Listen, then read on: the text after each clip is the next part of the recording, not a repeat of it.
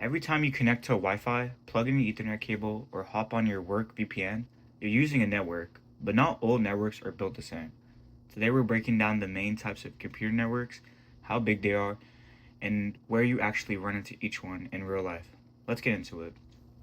Let's start with the one you're probably using right now, LAN, or Local Area Network. A LAN connects devices within a small, specific area. Think one building, one office, or your house. Your home Wi Fi network is a LAN. Your laptop, phone, and smart TV are all connected to the same local network, usually through a single router. LANs are fast and relatively cheap to set up because everything's close together. That's the trade off with network types in general. The smaller the area, the faster and more controlled the connection usually is. Closely related is WLAN, also stands for Wireless Local Network. This is basically a LAN but without the cables. Instead of Ethernet running to every device, you've got a wireless access point broadcasting a signal that everything connects to. Coffee shop Wi Fi, your home network, your office wireless are all these types of wireless local area networks.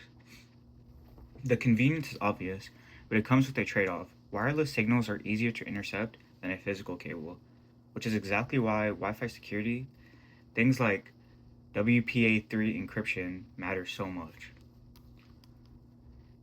If you zoom out a little bit, you get MAN, or Metropolitan Area Network. A MAN spans a larger area than a LAN. Think a whole city or large college campus, connecting multiple buildings or locations together. A university linking all its campus buildings into one network, or a city government connecting different offices across town. That's a MAN. It's the middle ground, bigger than a single building, but still contained to one general area. Now we go big with WAN, Wide Area Network. A WAN spans a large geographic area. Think cities, countries, even continents. And here's the thing, the internet itself is the biggest WAN there is. Anytime a company connects offices in different cities or countries into one network, that's a WAN too.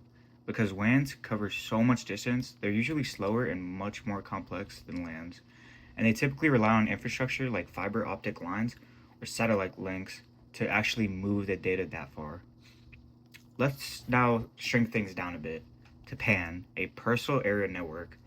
A PAN is the smallest network type, covering just a few feet around a single person. Think of your phone connected to your wireless earbuds, or your smartwatch syncing with your phone, or even your laptop connecting to a Bluetooth mouse. All personal, all short range. Most PANs run on Bluetooth, and they're built for convenience over a very short distance, not for moving huge amounts of data. And last but definitely not least, VPN, which stands for Virtual Private Network. A VPN isn't defined by physical size like the others, it's defined by what it does. It creates an encrypted tunnel over an existing network, usually the internet, so your data travels privately even on a public connection. That's why VPNs matter so much for remote work and for anyone who's using public Wi Fi. So, while a LAN or a WAN describes how big a network is, a VPN describes how secure that connection is, layered on top of whatever network you're already using.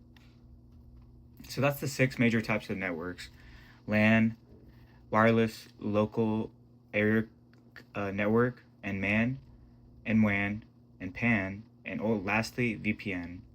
Understanding these isn't just trivia, it's the foundation for understanding how attacks spread, where your data is exposed, and why network segmentation is such a big deal in cybersecurity. If this helped clear things up, drop a like, subscribe for more cybersecurity fundamentals, and let me know in the comments which topic you want broken down next.